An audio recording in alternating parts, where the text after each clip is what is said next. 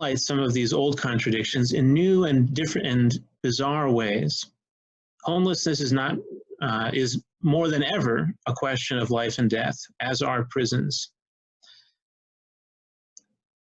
And the fact, well, yeah, I'll get onto that later.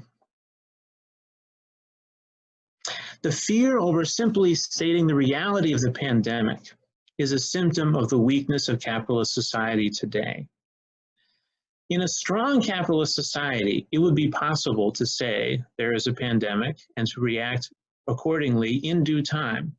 The fact that the capitalist class could not respond in a timely fashion to this pandemic is a sign of its growing weakness and its ever speeding movement towards its own crisis, its own extraordinary crises that will not necessarily end it, but create increasingly more likely possibilities for a change in the social order.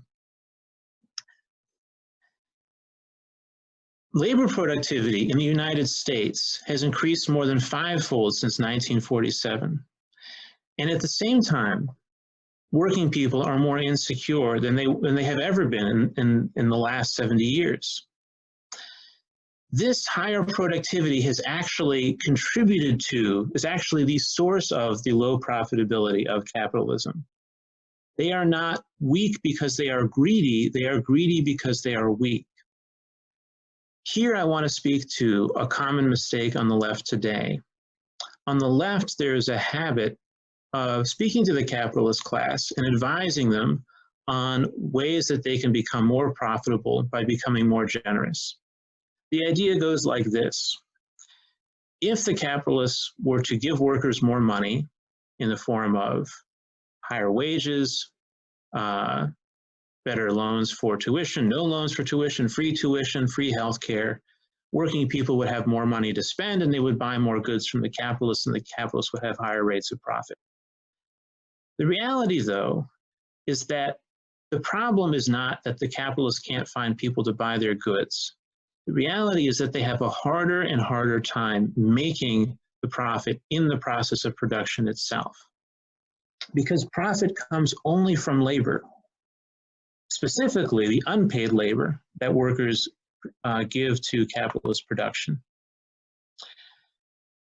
And the capitalists face a fundamental contradiction in that each of them individually must seek to reduce the amount of labor that his or her own business uses in the process of production, while on the overall end, the less and less labor that goes into a specific industry, the less that industry is able to profit because the greater amount of money goes into the machinery that's used to reduce labor, and the less money and the smaller amount goes into money paying for workers who actually produce the profit in the first place.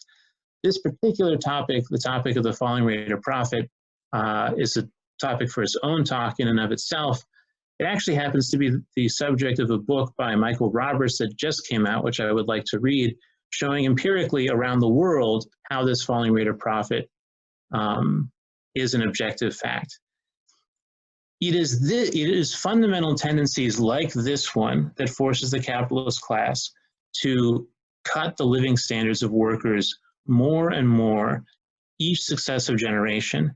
It is these fundamental contradictions which force them into wars, which force them into causing environmental catastrophe, which force them into cutting public services. It is not the other way around.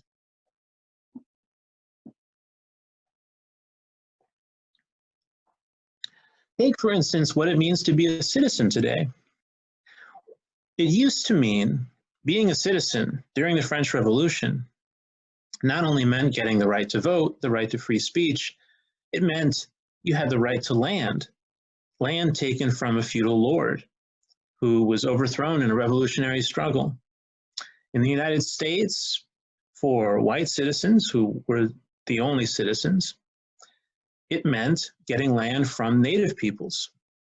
After the Civil War, white settlers could get 160 acres from the federal government, plus training, plus some money to get the implements they needed to start a farm. Shortly after, those farmers were crushed by big capitalists, and then later generations were crushed even further in the 1930s and on beyond that. And what did the capitalist class offer in compensation? They offered a home with a white picket fence in a suburb. The suburban home design was even modeled on homesteads out west and on plantation mansions. It was designed to embody the white nationalism that American citizenship was based on. Now, other groups since then have fought for American citizenship, but today, even homeownership is becoming a rarer and rarer possibility. And citizenship and what it means becomes more and more a caricature until you have Donald Trump, who can offer people citizenship, what it means to be America, making America great again, really only in its negative sense, in the sense that being an American citizen is not being Latino, not being Black, not being from another country. And that makes you better, that makes you secure, that makes you privileged. While at the same time, the objective situation of the people who were offered this version of citizenship become ever less secure in every sense. So capitalism offers ever smaller dividends towards those it tries to win over. Today, one of the interesting aspects of capitalism that is exposed is its inability to cease work for any reason. Right now, stopping this crisis means allowing workers to stop working for a bit and for them to still get the basic necessities in life: food, housing, maybe some cleaning goods, and that is too much. Capitalists everywhere are demanding that people go back to work. They're demanding rent. They're demanding mortgage payments. Some places they're making exceptions, but by and large, this is an extraordinary crisis. It's not true for all societies. Agricultural societies, for instance, were quite capable of going for periods of time without working while it was impossible to farm. But capitalism subordinates everything, including nature itself, to the market and profit. And this conflict is actually one of the reasons why capitalists switched from water power to coal very early on in capitalist production back in England in the early 1800s.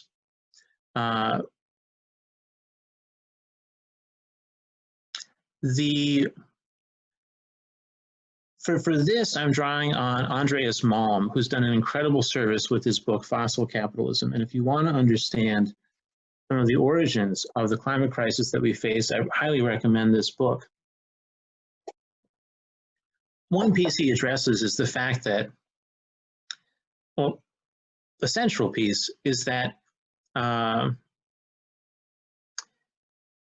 water power was far cheaper than coal power. In some ways, unsurprisingly, because with water power, you had a mill that was run by a river of some sort, a waterfall perhaps, and you got that water for free. Once you built the mill, once you bought the land or leased the land, you had it, that was it. Whereas steam power required coal that you constantly had to buy. All accounts show that water power was far more preferable in this sense. But there were other fundamental problems that water power posed, which reveals some of the nature of capitalism itself. One was that water did not always run. This was not a problem when you had a local market. This is not a problem for feudal societies. But it became a problem for capitalist England because they were producing for a world market and they were in constant competition with everybody. They were in competition with India. And so they had to be running their factory as much as possible. They had to extend workers' hours as much as possible.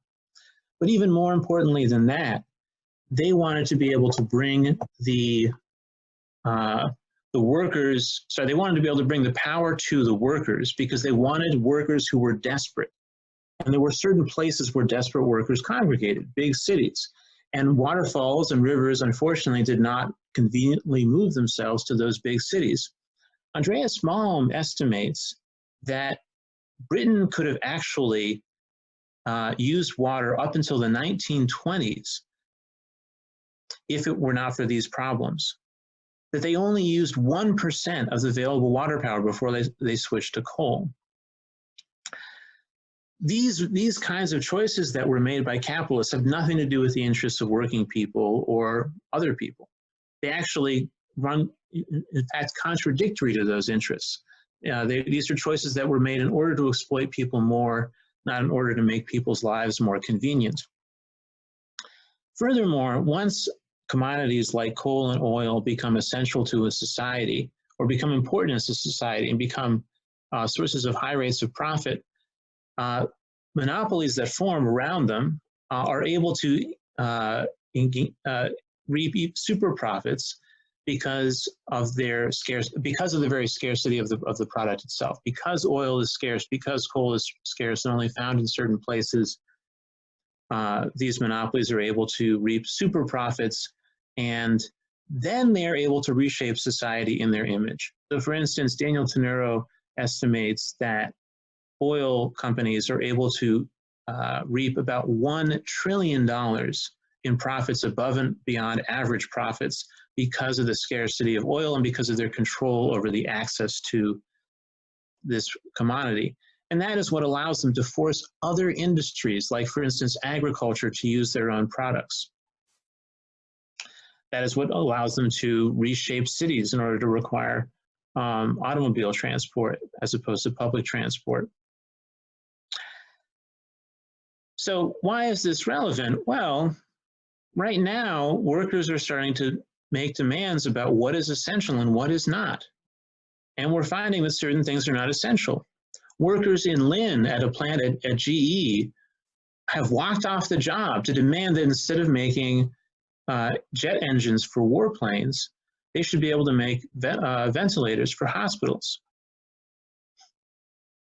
And so a moment like this, in addition to showing us what a crisis looks like, shows us perhaps what happens when working people take initiative, perhaps what happens when working people take charge.